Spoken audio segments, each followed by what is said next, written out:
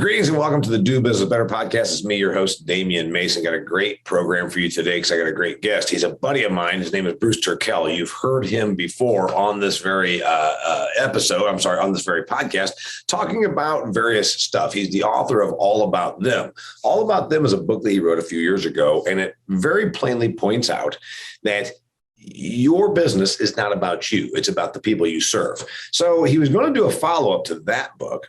He was, in fact, contacted by his publisher and was told, hey, do a follow-up to that book because it's all about marketing. It's all about reaching out to your customers and realizing that the more you make your business about serving them, the better off your business will be.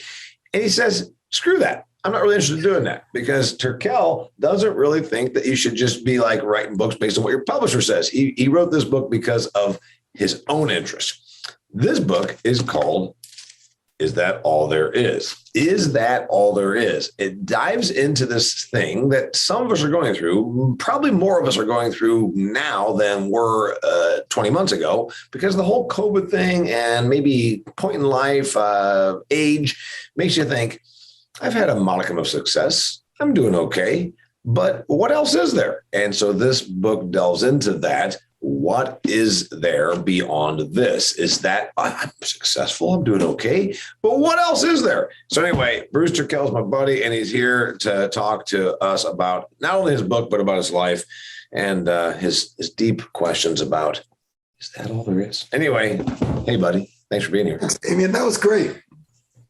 You know what? I don't do a lot of things well, but I introduced you well. So, I mean, there's that.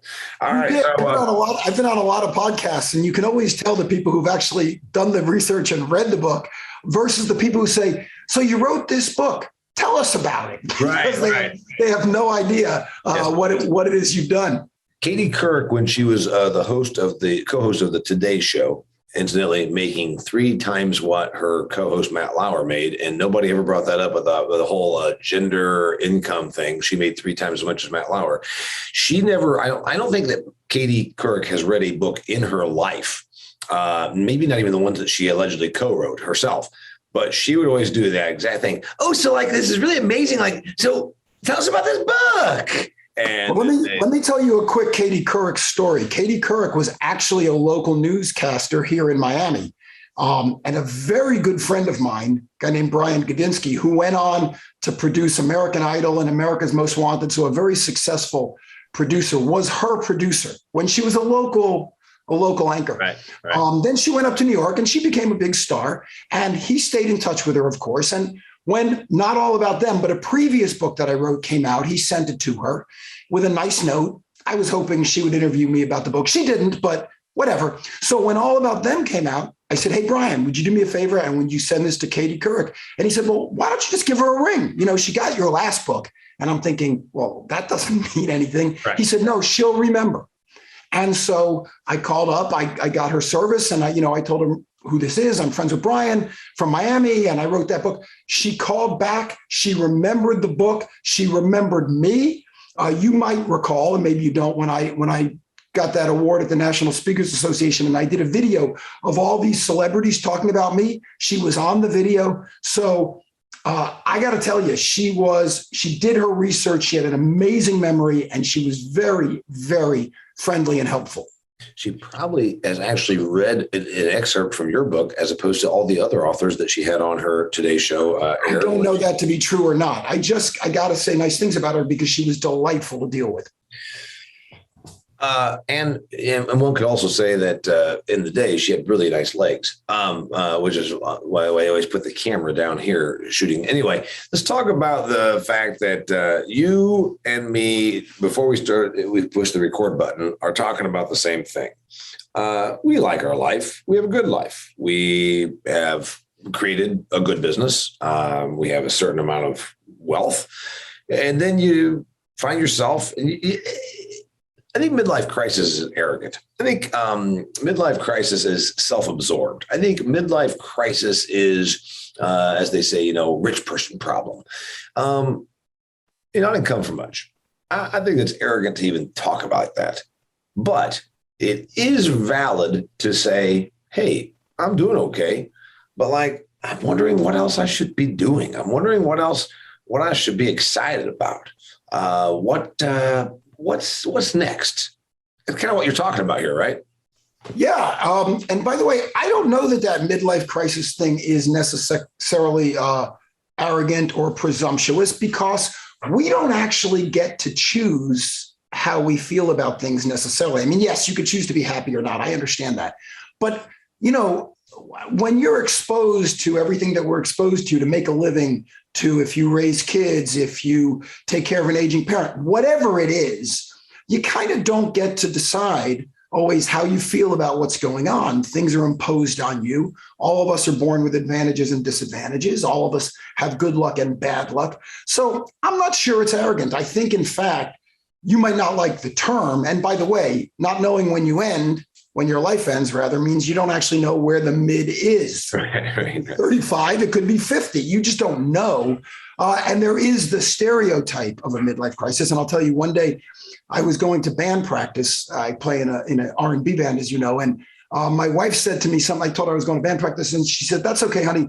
You go run off to your little midlife crisis band." And I said, "Babe, there's two kinds of midlife crisis. One is divorce, a 21-year-old named Candy, and a Ferrari. Right. The other is a bunch of middle-aged guys getting together, drinking a beer, and playing music they liked in high school." And she said, "Yeah, go have fun. Go have fun." So I think it really depends on what baggage you add to the word. But the bigger issue, and why I didn't title the book Midlife Crisis, but is that all there is the concept that, exactly the way you put it, you work hard to create something, you work hard to achieve something, you achieve it.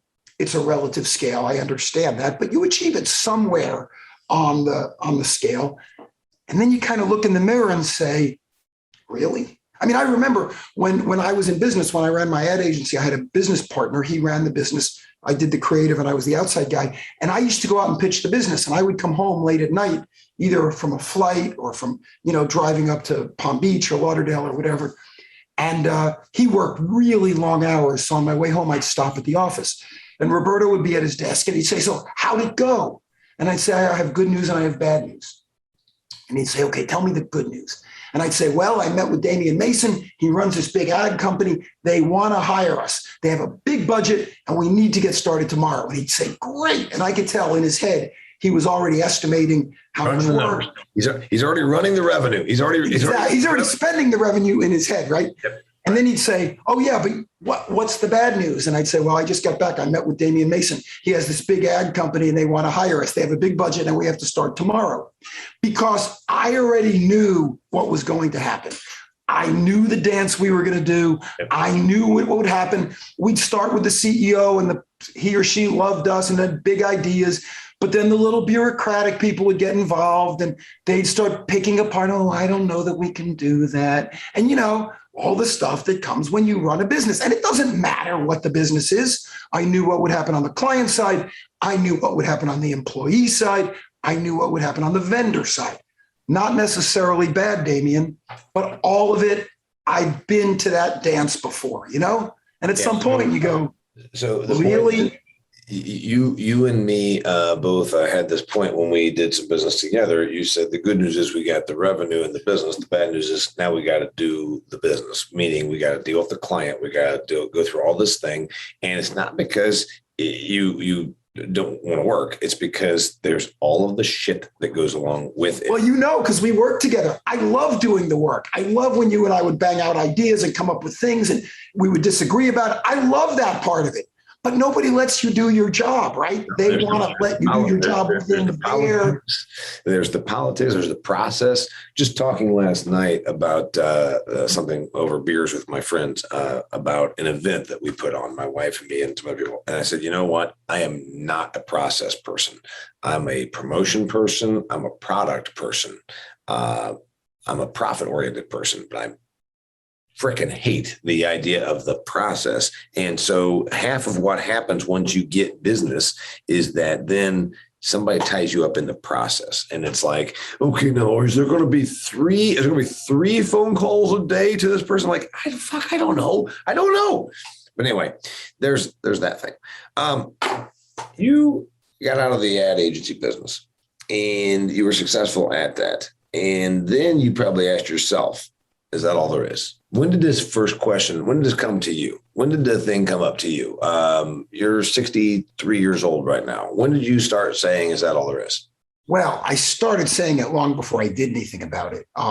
So probably in my mid to late 40s, maybe my early 50s. I didn't write it down when it happened, but the process, to use your word, the process was interesting because I had friends of mine coming to me, asking me about how I had set my life up the way I had. I mean, they saw what I was doing. I ran an ad agency. I was an art director and a copywriter, and I would shoot commercials, and I played in bands. So I would do the music. And the way they saw it, I was living this very creative life, and they were lawyers or doctors or, all very successful professionals.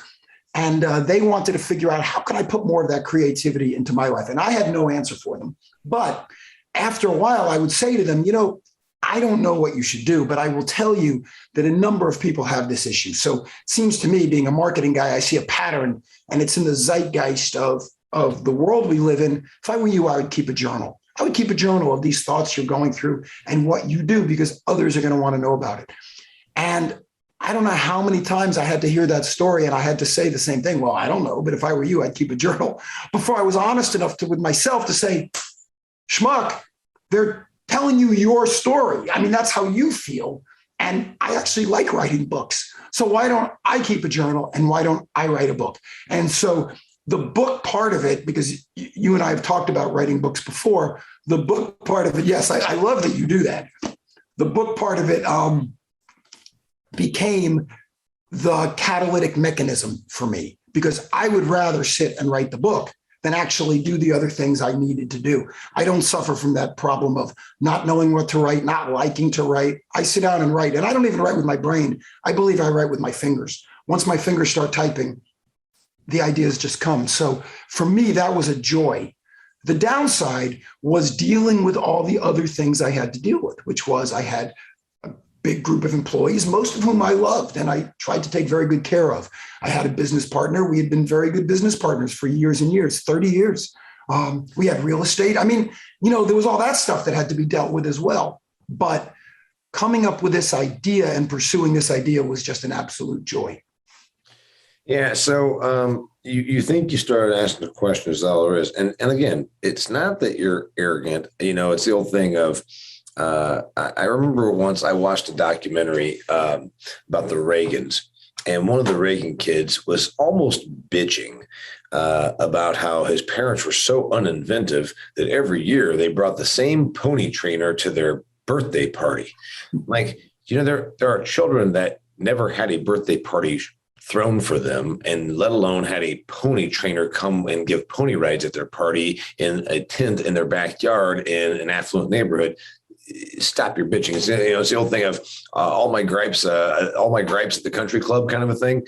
So you're not being arrogant when you ask the question. It's really more of almost like you want to make sure you're still being productive. It's almost like almost the opposite. You're like going, hey, I'm not complaining. I realize I've got it good. I sold my ad agency. I'm in my 50s, whatever the thing should be. But is this what there is? And what else do I do? In other words, it's almost like you're looking for, you are motivated. It's just, you're wondering what to be motivated about. Is that really what we're talking about? I'll add another word. Yeah, that makes perfect sense. You use the word, you want to be productive. I think the other thing is you want to be relevant. Because, there's a lot of us who run businesses, to your point about, I guess it was Ron Reagan is who it sounds like, but one of those bitchy little Reagan kids. They brought the same old pony trainer. You can keep running your business the way you've been running it. And yeah, some businesses become irrelevant. We all know the buggy whip stories, but the chances are you can keep doing what you were doing and you'll do fine. But how long are you going to be willing to put up with that? Sounds like my dog wants to go outside. It's okay, sweetheart. Just give me a second. She doesn't understand about podcasts, I don't think. So, what you're talking about though is not that you don't want to do something. It's about what do you do? What thing trips your trigger? Is that really? How much longer are you going to be doing the same thing? I mean, you and I both speak at conferences. That's how we met, in fact, at the National Speakers Association. And you've heard people say, it's easier to find a new audience than write a new speech. And you and I both know people, men and women, who have been giving the same speech for 20, 30, 40 years. Maybe they, instead of saying Reagan, they would say Biden, if they're talking about the president. But other than something like that, they're giving the same talk. Right. I was never that guy. I'm more like an improv speaker, and I know you are as well, where I have to come up with new stuff just because I bore myself. Right. The audience has never heard it before. They're thinking, wow, that's brilliant. And I'm thinking, oh my God, if I say this one more time, I'm going to stick a fork in my eye. So it's not just productivity. I think it's also relevance. And relevance is a self-directed measure, right? Because you could be relevant to your audience doing exactly what you did forever, or you could say, but that doesn't work for me. I need to. Yeah. So like I used to do my political comedy show, and my political comedy show had to change every night based on whatever was in, I read the USA Today, which is a dumbed down media source, but that's also where my audience was. And that's also where you can get all I needed was a headline and a punchline. Right. And so I would change those out all the time. And back then I was pursuing the money. I needed to make the money. I'm building myself up here. But if I was still doing that today, I guess is where I'm going with this. If it was still that I on the airplane read USA Today to get a headline to create 3 punchlines, I'd probably be just like, God damn, is this it? You'd probably be like, is that all there is? Hey, I'm going to do something I've never done before. I'm going to stand up, open the door, and let Lucy out because she's now. Let Lucy out. I'm not going anywhere. I'll be right back. Come on. You let Lucy out. She's good. So anyway, dear listener and viewer, is that all there is? Is that all there is the book. His name is Bruce Turkel. If you listen to any of my stuff, you know that he's my buddy. We were involved in some business together. You can go to Bruce Turkel. If they want to find you, it's bruceturkel.com. Yeah. That's Turkel. That's Turkel. Turkel. bruceturkel.com. All right. So anyway, yeah. So it's kind of like the reality is, it's not about midlife. It's not about any of that. It's that there's a person right now that's listening to this on their way to work, Bruce, and they're saying, those guys have a good point. I've wondered that myself. I don't hate my life. I don't hate my job. I don't hate my spouse. I don't hate what I do. But is this it? Well, I'll tell you, I interviewed, as you know, I interviewed a lot of people to write this book. A whole bunch of people in here. The one I read was about a musician guy. He actually basically was finding his happiness in his music as a side gig. But that was that Rick Beato? Rick. Yeah, and he's got what a business he has. Check out rickbeato.com. He's really pivoted beautifully. So when I interviewed the people, and to your point, I put 14 of their stories in the book. A lot of people told me that if they actually did the work to think back to why they were doing what they were doing today, it wasn't their idea in the first place. They were doing what their parents wanted them to do, or what their grandparents wanted them to do, or maybe a school counselor who said, Damian, you really have a gift for this. And that's what they went out and did. Or a coach who said, look at you, and you'd be better on the basketball court than in the football field. And then they did that. Ed Wasserman, who was just retired as the dean of journalism at Berkeley, he tells a story about what he calls incremental rationality. And he talks about how you think you're on these well thought out journeys in your life to go do something. So you go to a particular school or you move to a city for a special job. He said, and then you sit down and the girl on the desk next to you is really cute. And 2 years later, you're married with a kid and she's, your second kid's on the way. And you go, oh my God, how did that happen? And it makes a lot of sense that a lot of the things that we look back and stitch together in some sort of cogent narrative actually didn't happen that way. And therefore, we're not necessarily in a place where if we had had our druthers, this is what we'd be doing. But to your point, you're making good money, you've put your kids through school, or you've got a lovely home, or you've done this, or you've done that. And you're going, well, yeah, what right do I have to bitch? And it's not about bitching. It's about when you wake up at 3 a.m. chewing your cheek, What is it that you're thinking about time after time after time? And if there's something there, I think you kind of owe it to yourself to explore a little bit and figure out what can you do about it. Mark Twain said, the two most important days of your life are the day you're born and the day you figure out why. Needless to say, there's nothing you can do about the first one. And, depending on how navel gazery you are or how spiritual you are, maybe you'll come up with a second one. I don't really think so. But at least it's worth thinking about. It's worth pursuing. Yeah. By the way, brilliant marketer, Mark Twain. Most people just think he was a brilliant writer. He was an average writer and a brilliant marketer. Okay. So he asked the question, the second most important day is when you ask yourself why. You figure out why. Now, again, the risk of sounding like you're self-absorbed, it's not that you're self-absorbed. It's that you have already done a lot of stuff that was not about self at all. It was about service. You created your business. I created my business, certainly for preservation of self and then for self-wealth and motivation, but also it was always about doing service. If you don't mind me interrupting you, I could point that out. I studied design and art in school. I have an art degree and a design degree. I went to New York. I worked in an ad agency, moved back home, and eventually opened an ad agency. We became a brand management firm, blah, blah, blah, and grew it. But when I was in the process of extracting myself from the business, someone asked me a question and they said, what are you proudest of? You've run a business for 32 years. What are you proudest of? And, I would have thought that we won this big design award, or we had done this job for this organization and we fed these kids, or we changed the voting process in Florida, or whatever. I would have thought it was one of the function of what we did, that we created these great ads, we created these great logos, we did all this great stuff. But the only thing that stuck in my head was I made payroll for 30. I never missed a payroll. I made payroll for 32 years, and I made I paid all the taxes. And I'm not the business guy. I had a business partner, but I was responsible for bringing in the income. And you wouldn't think I care about that at all.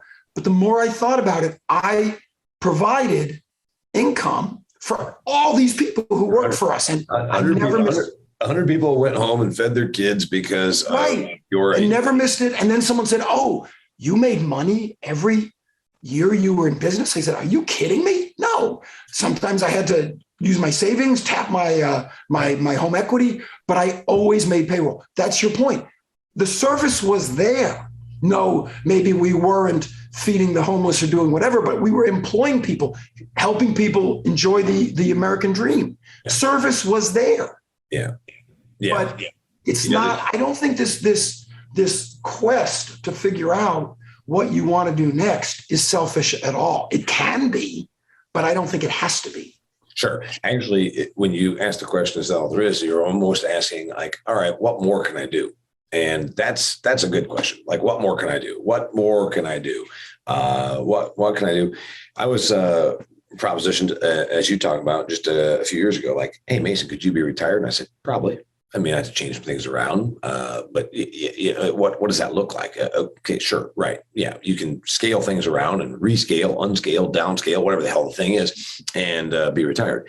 And I said, what do you do then? Because people say, well, you could volunteer. I'm like, do you think that my highest and best use is ladling out soup at a homeless kitchen? And I'm not being mean about the homeless kitchen. It's the reality is, isn't it better for me to run my business and then look at all the people that get spin-off from my business? All of a sudden, I'm throwing money at this person and I'm paying this company to do this and I'm creating this thing and I'm buying this and I'm doing this. There's a whole lot of economic multiplier index that goes on by a person that asks the question, is that all there is? And thinking I can keep doing more. But one of the things, you said ladling soup, that's not your only option. My father sold his business in his early 50s. My dad was very successful. And he worked harder after retirement than he had running this business, because when he went to see if he should, what kind of volunteering he should be doing, what he figured out was the nonprofits he was talking to, they were really good at their mission, whether it was ladling soup, to your point, or providing homes or whatever it was, job training. He said, but what they didn't know how to do is actually run businesses. He said they didn't manage for results. They didn't understand how you have to take in more than you spend, all the things that you need in a successful business. So he started a program at the University of Miami called the Center for Nonprofit Management, where he taught nonprofits how to be successful businesses, not how to be better at what they cared about, right?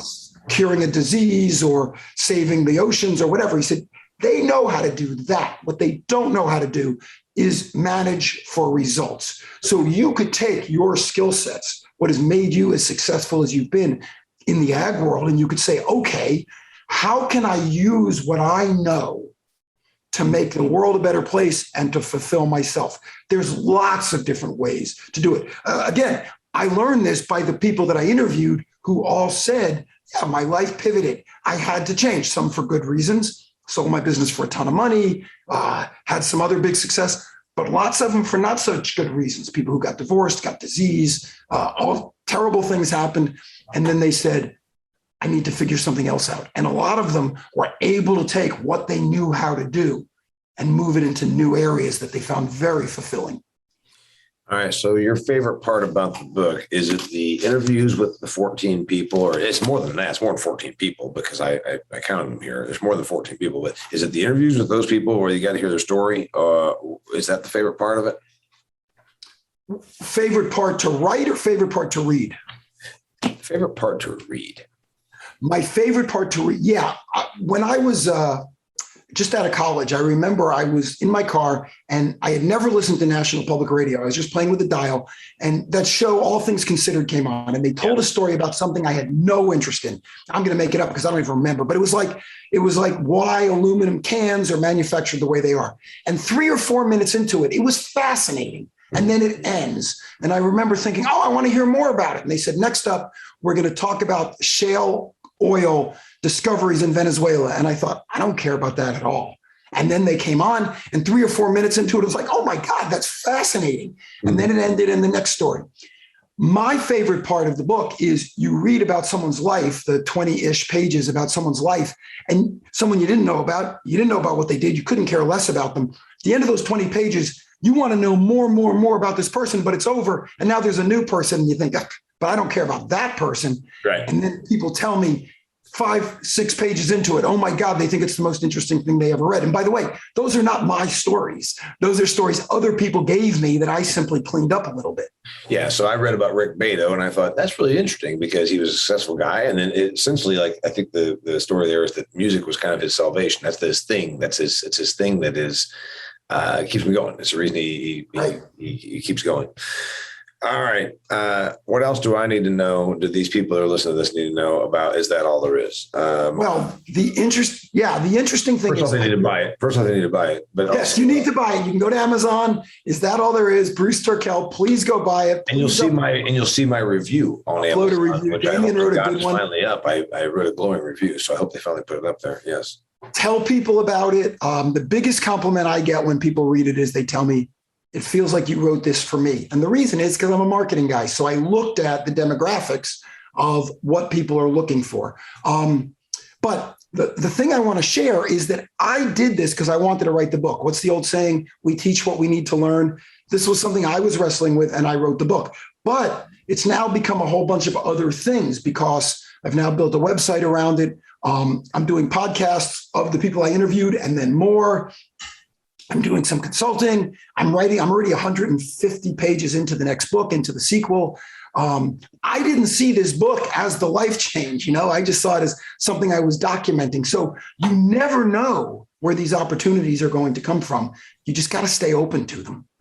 I like it. I like it a lot. By the way, we'll talk when we stop recording. But the point is, everybody always tries to pretend they're changing lives. And the reality is this one actually kind of is more like you asking the question, and then somebody's going to read it and say, you know what? Damn, I was dealing with that myself. And so that's kind of where I am on the very topic. So his name is Bruce Turkel. My name is Damian Mason. This is the Do Business Better podcast. If you want to find out more about Bruce Turkel, you can go on Amazon and buy Is That All There Is? It looks like this. It's got a funky cover. But anyway. Well, see, because you haven't done this. Look at that. I'm going to hold it up. And if So you anyway, look behind me, you can see two of them. See what those two look like. If you put one next to another, you get, is that all there is? if you buy 2 books, you can actually make one cover. That's right. All right. So go to bruceturkel.com or go on wherever you buy your stuff and pick up this book. If you want to find him, if you want him to be a consultant, if you want to reach out to a smart dude that knows a lot about business and about life, and he's a little bit about branding and advertising as well, because he ran an agency for 30 some years. You can find him at bruceturkel.com. Thanks for being here. Thank you. I enjoyed it. No, we always like talking to each other. Sometimes we record it. All right. Till next time, it's the Business Better podcast.